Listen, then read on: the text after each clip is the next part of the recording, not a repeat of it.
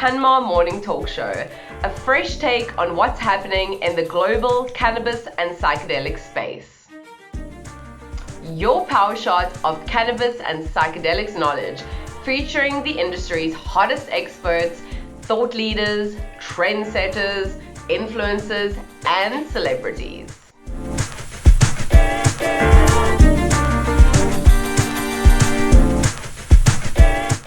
I'm your host, Melissa. Join me and our esteemed guest as we reflect on the current and future climate of the global cannabis and psychedelics industry. My guest today is Yogesh Jhamtani, the CEO and co-founder of Buffalo Extraction Systems, a turnkey solutions provider that supplies customized, state-of-the-art extraction services to the hemp and cannabis industry. From concept to commissioning, Buffalo Extraction is committed to navigating its clients through the nitty-gritty of the extraction process. And they're doing some amazing things. Let's hear more from Yogesh, the co-founder himself. I'm excited to talk to you today, Yogesh. Likewise, Melissa. Thank you so much. So, Yogesh, let's start off by talking a bit about your backstory. I love to ask this question to all of my guests because we all have that story of how the cannabis bug bit. So tell us a little bit about your personal and professional journey with cannabis. What is your cannabis story? Okay, sure. So I would deem myself, if I go back in time to 3 years before we started this company, I come from a banking background. And I've been an entrepreneur since 2014, where I started 2 enterprises. One is in the textile space, in the cottage industries of India. And in 2019 is when we came across cannabis as a possibility and the use of technology there. I deem myself kind of an accidental entrepreneur. And I was always fascinated with technology, and I started off mechanical engineering at SUNY. So it's been quite a ride from exploring synergies around building farms to getting innovative products and solve ailments, or get onto technology that helps other people solve these problems. We started off our technological journey with my co-partner and Chief Technical Officer, Srivatsa. He's the design and the brain, and I'm the business person, hence the CEO of Buffalo Extraction Systems. We formed this company 4 years ago, precisely 4 years ago. Yes. And this was amongst college roommates who went to the State University of New York at Buffalo, hence the name Buffalo Extraction Systems. So as you can see, we are not very thoughtful people, but I'm positive that the technologies we offer are quite breakthrough and helpful to the industry. That's what counts, right? So yes, talking a little bit more about Buffalo Extraction, a turnkey solutions provider offering state-of-the-art extraction solutions for the cannabis industry. So maybe you can talk a little bit more about the company, Yogesh, and what you guys are up to, what the company does, what the services are. Maybe just let people know a little bit more about Buffalo Extraction Systems. Absolutely. Thank you, Melissa. So Buffalo Extraction Systems, we started off as just an equipment manufacturer, where we were providing useful technologies for entrepreneurs to process their biomass into final products, oils, as you may call, distillates, isolates, if I get into the technical terminology, or crude, to make any products that you want in the industry. So essentially, how the value chain of the industry works is you have the cultivation piece, where it gets put into different processes, including extraction. And then you have the various industries like the medicinal, recreational, or the pharmaceutical and nutraceutical industry. We started off as equipment manufacturers, but later, I think 18 months down our journey, we realized that it's quite a nascent industry. And we started tapping into the whole value chain as helping people consult in their business from seed to sale. So we call ourselves turnkey or automation equipment providers, and help our clients from their business planning phase to their commissioning till their business starts running. So it's essentially during the gold rush, we are the guys selling the shovels. I should put it like that. Love that. I love that analogy. I think that's great. That's amazing. And I think that's something that also happens in this industry. The more we learn and the more things evolve, we can kind of change our tactics as we go along in these businesses. So I think that's really amazing. So Yogesh, of course, I read an article that earlier this year, Buffalo Extraction Systems was acquired by Cybernetic. Am I pronouncing that correctly? I hope so. And they're a 30-year-old automation company. Can you tell us a little bit about this investment and the significance of this acquisition for your company? Yeah, for sure. So it was earlier this year that we got acquired by Cybernetic. They've got what they bring to the table is their 30-year experience in the pharmaceutical and automation space. So it was like an elusive piece of a puzzle that just came about together, and we knew it was the right thing to do. So yeah, I think there are a lot of synergies around building new products, using their expertise to be faster at technological innovation, and at the same time being able to spread the word about the technology across the globe. Amazing. That's fantastic. And congratulations on that partnership, Yogesh. Very, very cool. So what's next for Buffalo Extraction Systems? Can you talk a little bit about the future of the company? What are your hopes or goals for, the next year, the next 5 years, the next 10 years? What's next?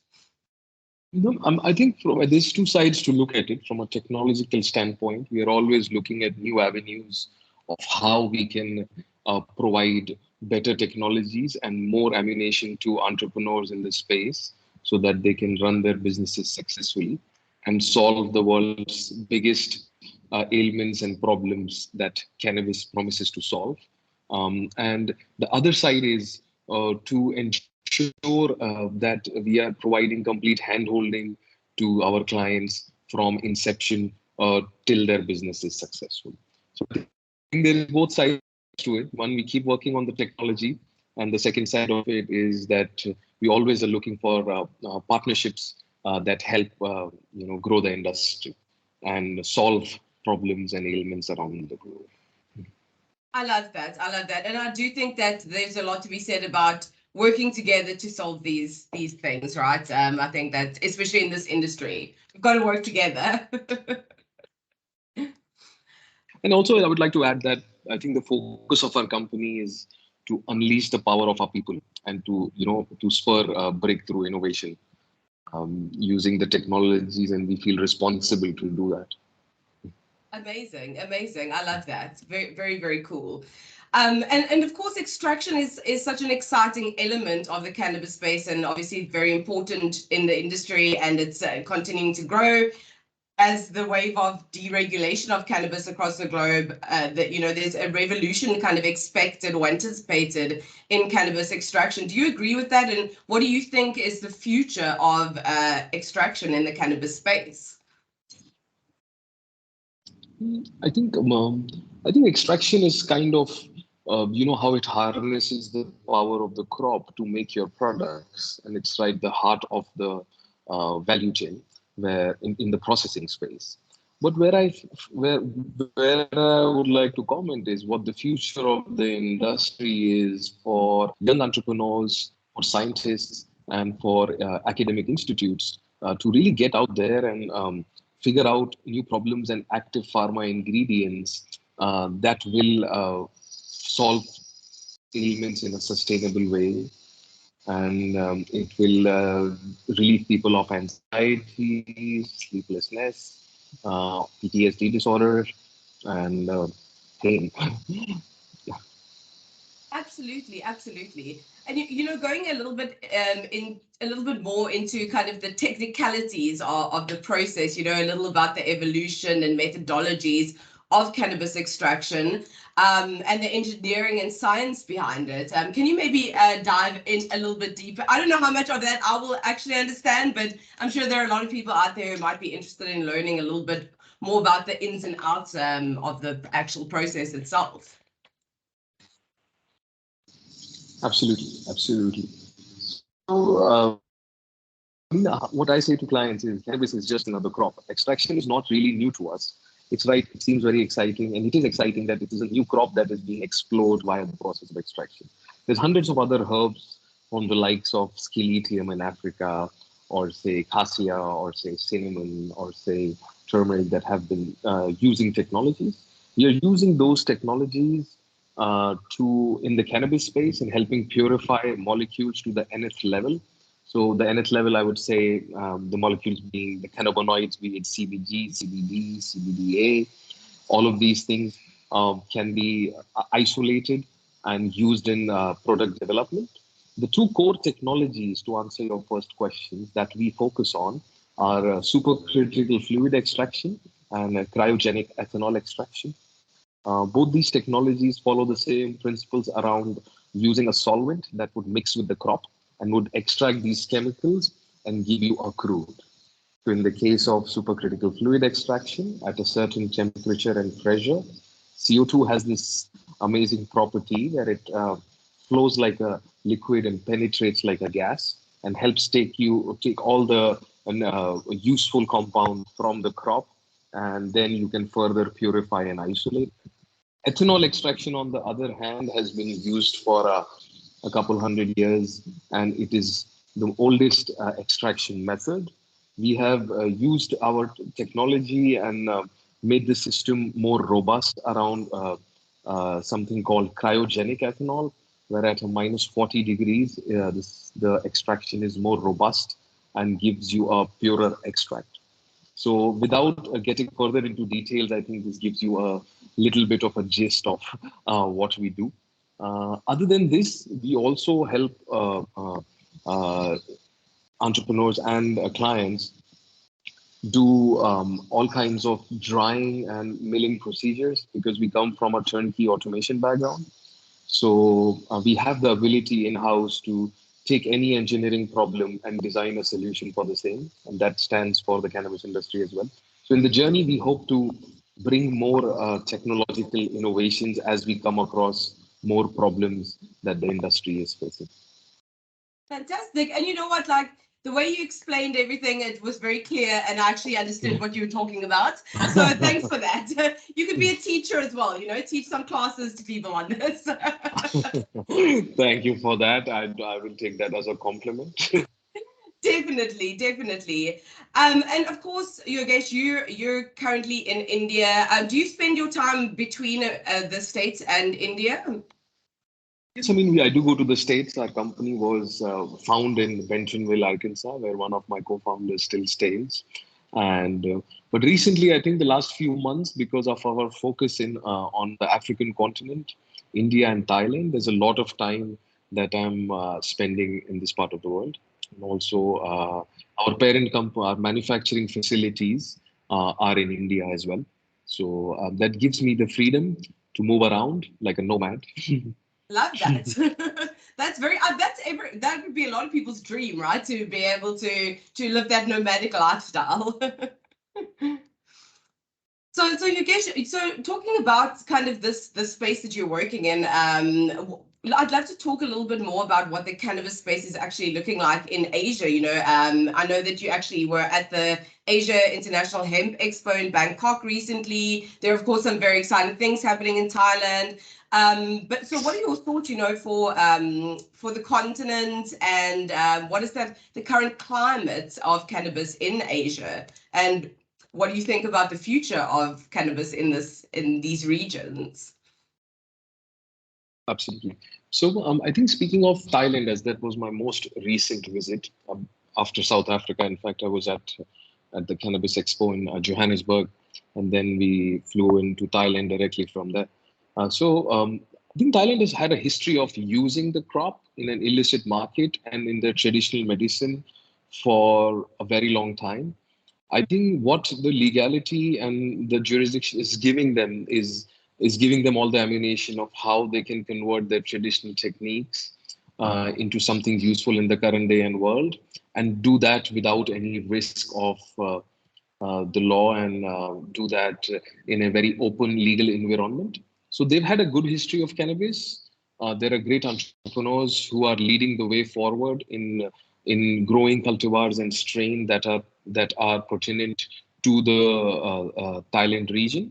And we saw a lot of investment coming in because of the supportive climate, the agro processing abilities that Thailand has, and the relaxed legal system that they have established so that business could be run smoothly.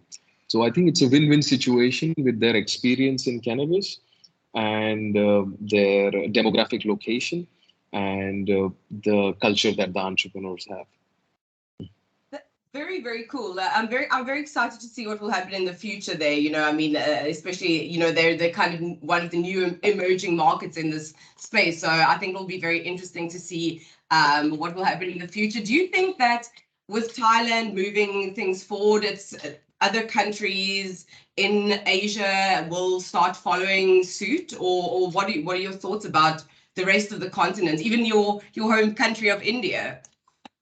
So, in fact, India is one of the only countries where cannabis is federally legal, but the flower is not permitted to be used. So, in Indian traditional medicine, they were using leaf extracts, cannabis leaf extracts, and they would combine that with their traditional medicine called Ayurveda, and come up with formulations that would help solve ailments. So India has had a rich history of using cannabis in medicines. We are not sure yet when we will see the legalization on the cultivation side of things yet, but there is a group of entrepreneurs and strong lobbying efforts going on, which should lead the way going forward. That's very, very interesting and very exciting. I think, as more and more countries start to move towards this kind of legalization process, it's a snowball effect. Everyone kind of watches to see what's happening, right? And we can learn from those things as well. Absolutely. And on top of that, I was very excited about the African continent as well, because recently how South Africa has built a couple of these innovation hubs, and we were lucky to be a part of the one at the CSIR in Pretoria, where we built an innovation hub that is empowering farmers in the region. It is helping train technicians. They are doing research on new cultivars and land races. And at the same time, they act like a seed bank and an intermediary that supports the industry. So we are quite hopeful around South Africa leading the way in the African continent. Well, as a South African, I love to hear that. That was going to be my next question, because as you mentioned as well, you were at the Cannabis Expo in Joburg, and also there was a Cannabis Extraction Summit in Pretoria as well, right? Yes. So yeah, so what were those experiences like? You've touched on it a little bit. What else are you guys working on here in the South African market, and what do you think about the rest of the African continent? I know Zimbabwe is also doing quite a lot of things at the moment. Any insights that you can share with us from that side? Sure. I mean, from the limited, I visit a couple times a year, and my exposure to the African continent has just been in the last 2 years, but it has been very frequent. On the last few visits, the countries where we've seen active projects and a lot of cultivation and product development happen are Malawi, Lesotho, apart from South Africa being the biggest and the linchpin of the whole industry. Other countries you hear of are Zimbabwe. There's recent legalization in Rwanda. There has been movement. And we hear good things in Namibia and Botswana to be opening up soon. So that's based off my own travel. I'm not sure about other countries if there are projects, but I really hope that other African nations comply to these cultivation laws, how South Africa is establishing, because it really is the placement and the kind of land the African continent has that it could supply to the world. I mean, if Africa grows smoothly, they could easily have 3 harvests a year and could supply cannabis products to the world. Absolutely. It's all about location, right? And yeah, Also, I the think technology and the science. I think there is a lot of good institutes. A few we know are the Shwana University of Technology in South Africa. There's the Harare Institute of Technology in Zimbabwe. I think it's academia. It's a coordination between the academia and the industrialists together. That's what's going to solve the problems, and not just the recreational industry. I mean, you've got to be focusing on the medicinal industry, seeing if there are more drugs that could be approved. So I think it has to go in tandem at the same time. So we need both industrialists and academicians to come together and solve these problems. absolutely, absolutely. I could not agree more. And yeah, as a South African myself, I'm very interested to see, what happens over the next few years for cannabis in South Africa and Africa as a continent in general. So very excited. And next time you're here, let me know. We can We'll do that for sure. chat in person. For sure. Looking forward to that. Thank you, Melissa. And Yogesh, of course, we met at ICBC in Berlin earlier this year. We get to meet a lot of incredible people from the industry at these kind of events. And we know how important networking is in this industry, but it also has a lot to do with community, right? Coming together, working together. That's something that you've said quite a lot today as well. And I know that's something that Buffalo Extract, you're also passionate about that with your company, building these ecosystems. And you personally attend a lot of events as well. So what has it been like for you doing this cannabis event circuit globally? And what is the importance of creating these ecosystems in your opinion? Well, I think where we got this, how we came up to saying we build ecosystems was a year ago, and me and my co-founder, we were sitting around, and when we spoke about the last few projects we did, we were not just doing the equipment for them. When we start doing a project, you become friends and partners, like an equipment partner to the party that you are designing for, and then you start building spaces and connecting dots for them, and they would connect dots for you. So I think in a nascent industry like the cannabis industry, I don't think there is anything called competition. It's such a new industry that as we connect with more people and build propositions that are going to help the world, we create these tiny groups, social groups, which are not just about business. You are a friend. You create an ecosystem, and you are working at the same time. So, I mean, hence what we realized after those two projects, that from not just extraction, but connecting the dots across the globe for how the sales were to happen, or how they were going to build the structures, or how they're going to be cultivating, what seeds are they going to be growing. Are there other people in the region we already knew they were invited over for lunch? There was an institute which was in the region, and you're like, all right, let's just move the lunch there. So by the end of it, when you realize it's just 12 of us, one project, there were only two stakeholders, but everybody else is like, hey, how can we help you? So I think it was just an ecosystem that we built, and we're like, all right, we are going to be calling ourselves people who build ecosystems.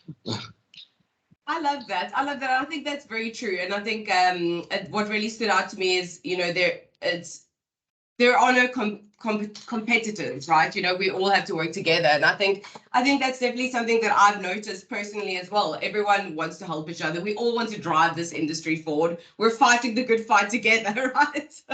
Absolutely.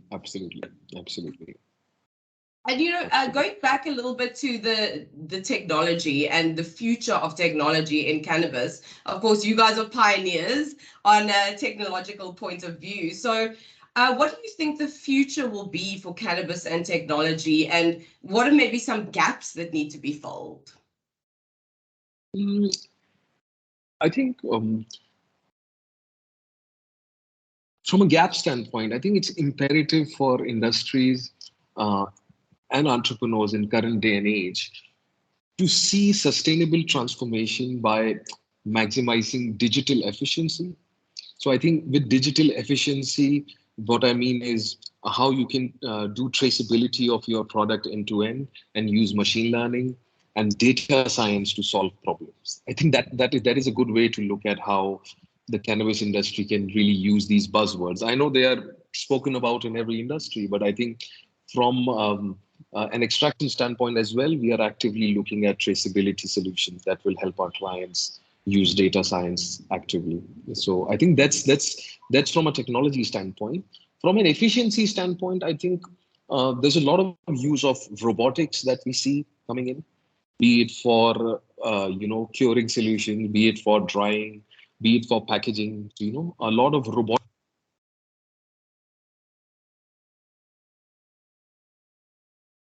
standpoint in isolation.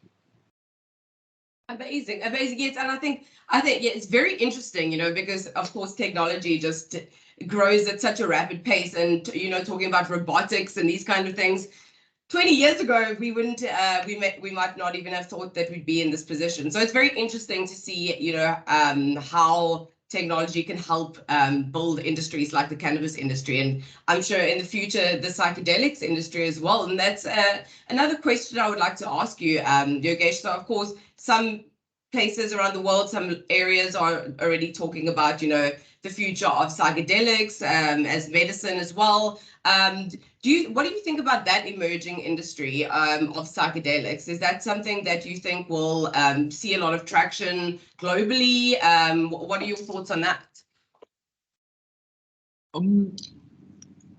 I think what I hear is there is Oregon in US that recently legalized the use of psychedelics, and there have been certain life sciences programs in Netherlands and the US that are helping people through these 3-day retreats solve very long-term problems of depression or anxiety. And also there has been some ongoing research, although I don't think it's in trial phase at the moment, around autism. So I think the industry is very nascent. I'm looking forward to learn more and see where it goes. But it sounds like a promising start. Yeah, a promising start for sure, but probably a long way off before we can kind of see maybe a global legalization of psychedelics. We still, Yeah. I think there is another association in San Jose, California, and they've done some active work in the region around research in psychedelics. It's the Multidisciplinary Association for Psychedelic Studies. Yes, I believe that. I think I've read some of their articles, and it's a very interesting space. So I'd also like to see where that goes in the future. And talking a little bit about the medicinal benefits of these kind of things like psychedelics, but of course cannabis as well. You've mentioned a bit about this as well, and the services that you provide are often supporting various medical industries. So on the topic of medical cannabis, what are your thoughts on the current and future of the medical cannabis industry? And what role could your company play in assisting these medical facilities with your extraction solutions? I think the medical cannabis industry, if we speak of, I think there is the medicinal industry, which are the non-approved drugs, OTC drugs, that are sold as natural medicines to solve problems. I think that part of the industry is growing despite of the support they do not get in certain instances, and the onus is on the entrepreneurs who are leading those efforts to solve these problems and come up with medicines for ailments. On the other side, the approved medicine space, I think I've heard of only one FDA-approved medicine, which is Epidiolex, that's for epilepsy. So I think that's the onus where the scientists have to take that on, and the top academic institutions, the science institutes, have to have the flower or the particular molecule go through clinical trials and come up with approved or drugs that can be used to solve ailments. So I think there's both sides to it. I mean, the approved drug side of it, I think there is a lot of trials going on. I've not seen anything come after this. But the medicinal industry, which is over the counter in all the legalized states, is growing at a very fast pace. Which is great. And, that's something that you said earlier on as well about helping people and to deal with these problems that they have. I mean, chronic pain, anxiety, depression, things like this. They're common Yeah, problems that people suffer from. we've seen great. I mean, this crop is not just the medicinal or the recreational side. From a sustainability standpoint, we've come across so many startups that are building using the fiber to build hempcrete. You earn carbon points for building your houses using hemp. We have a friend who's building the first house in India using hemp. Or That's very and cool. then and then we've got all of these startups who are doing hemp fiber and coming up with fabrics that are not just breathable, but they are claimed to be antibacterial and zero waste. So essentially, they are really environment friendly and could help organizations become, really help the environment in ways that there is no wastage. So I think this crop has many other aspects to it apart from the recreational and the medicinal. And then we come with nutraceutical industry, how you come up with different topicals and creams that have helped. There have been recent patches for pain. So I think there is a lot being played around in different incubation centers around the cannabis and the hemp crop. That's Absolutely. just amazing to look at, and every day you wake up and you see a new idea pop in and being executed by these forerunners of the industry. Absolutely, I totally agree with you. It's very exciting, and as you said, it's such a multifunctional plant, and it's fantastic to see the innovation. I think as well, people coming up with all of these ideas. But Absolutely. of course, there are always challenges, especially in the cannabis space. Have you experienced any challenges personally or professionally on your cannabis journey? And how have you maybe overcome these challenges, if there have been any challenges, of course? No, I mean, I think the recent advent of challenges that we saw were around the good manufacturing practices, which our clients were facing, not us. And I think we were able to get solutions to that because I think as the industry was growing big, it was imperative for the manufacturing compliance societies to come forward and say, all right, we need this for the EU, we need this for the US. There are certain compliance standards that we need to follow for our vessels that we make. So those are not challenges per se. I think for our clients to follow GMP, not for the equipment, but for the facilities was kind of expensive. But I'm glad that we moved in that direction because it gives better safety standards, better quality, and it ensures the user of the benefits of the products, that it's not being just manufactured in some irregulated, illicit market of sorts. So as the industry moves, I think with the regulation being one of the challenges that a lot of states face, I think compliance is a blessing in disguise, which I think everybody should follow. That's a very good point. That's a very, very good point. I think you hit the nail on the head there. And so Yogesh, as a cannabis entrepreneur or cannapreneur, as we like to say, what advice would you give to people who want to start out in this industry, particularly in terms of extraction or cannabis technology? I mean, it might be a little bit more complicated than some of the other rungs of the cannabis industry ladder. So what advice do you have to those wanting to take the leap and join the cannabis space? Sure. Firstly, I like the word you used, cannapreneur. I think that's nice to hear. I think one piece of advice I would say, and this is just based off my experiences and my knowledge over the past 4 years, is that when entrepreneurs come into the industry, there is all kinds of buzz around money flowing in. There's a lot of buzz around raising capital and getting your value proposition set up and getting off takers and starting your businesses. It may sound very simple from the outside, but as people jump in, they realize that hey, to run any business, it does take the skin and it does take that grit forward. But the foundation is your value proposition.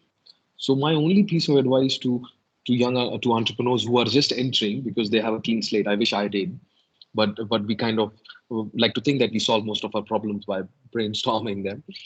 Is that before they enter, to nail a strong value proposition and establish a product market fit as to what their product is going to be delivering, what is their market, and is that a fit? Is that a puzzle that they are solving?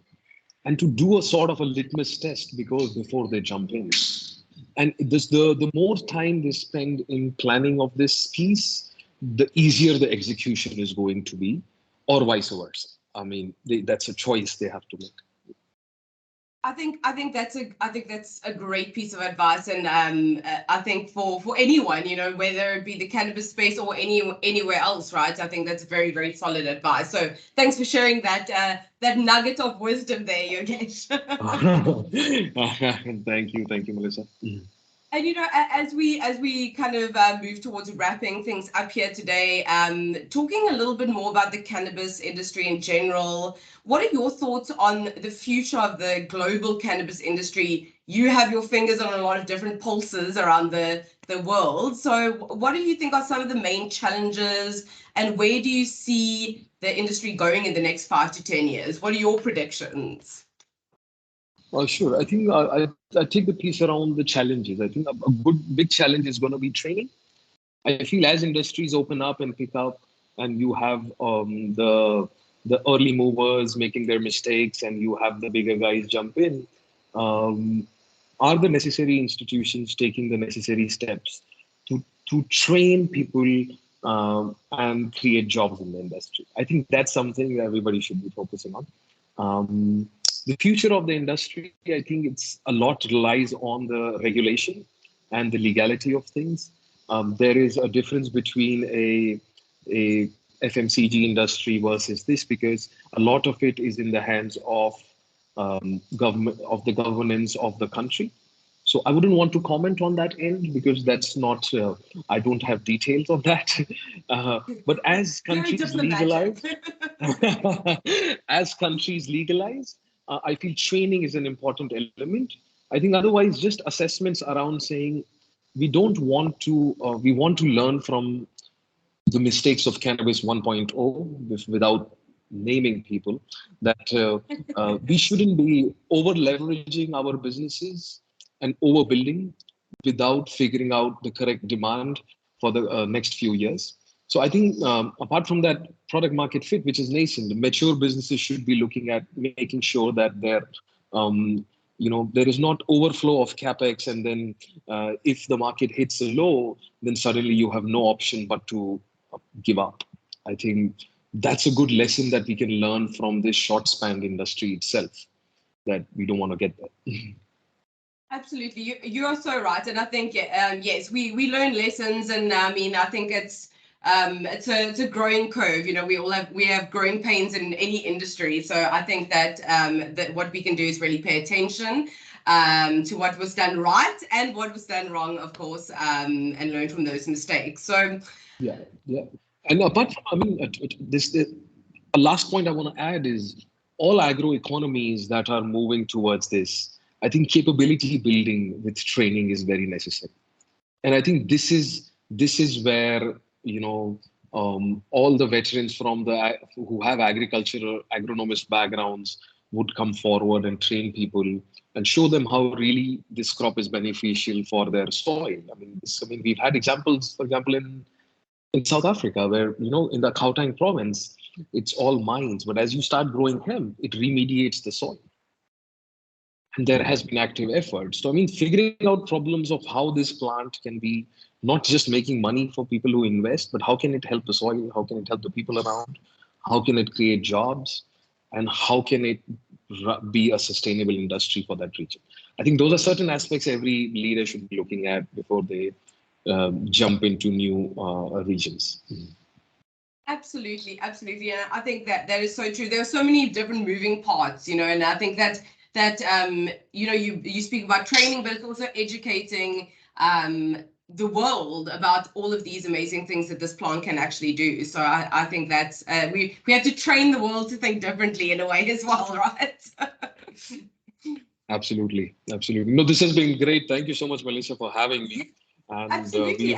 Before we end, I just want to ask, what are you most excited for 2023? What does 2023 have in store for, Buffalo Extraction Services and for Yogesh?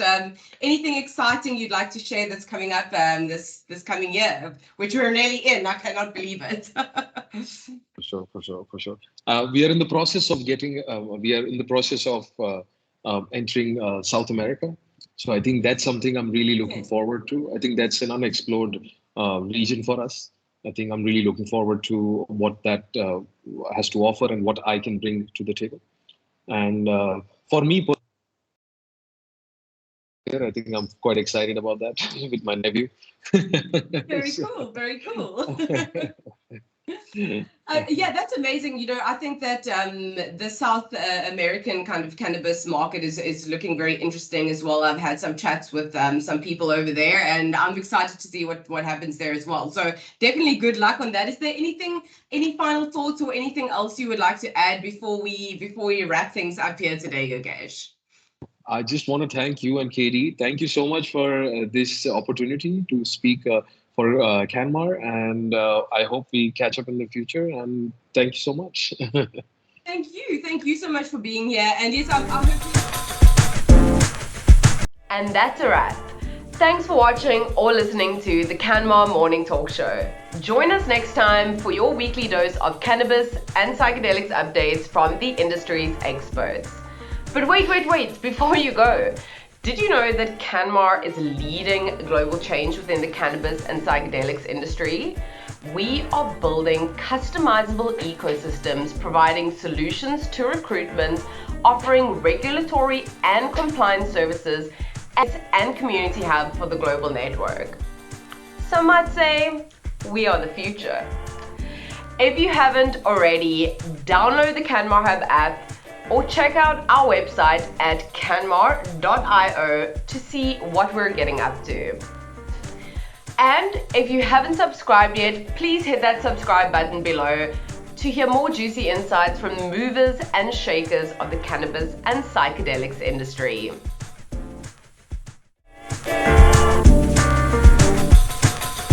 Until next time, stay dope.